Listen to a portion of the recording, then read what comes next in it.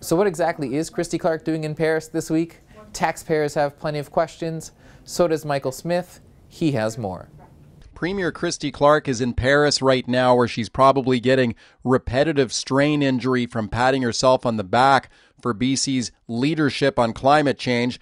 Yes, British Columbia did bring in a carbon tax over a lot of objections, but that was former Premier Gordon Campbell's baby. So Clark is really taking credit for someone else's work over there. And what I'm certain she will not mention in Paris is that she froze that carbon tax in place back in 2012 at its current rate of $30 a ton.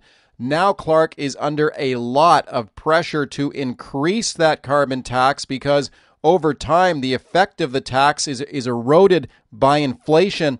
In fact, gasoline sales in British Columbia are actually now rising faster than in Ontario, where they have no carbon tax. Just last week, Clark's own climate leadership team said BC is falling behind in this file.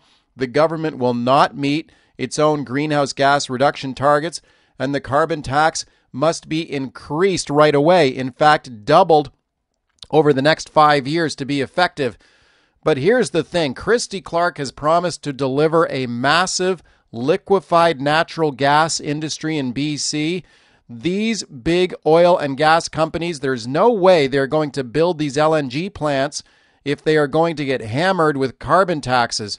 So if Christy Clark does increase the BC carbon tax, watch for her to give the LNG sector an exemption as she continues to take her bows as a climate change leader in Paris.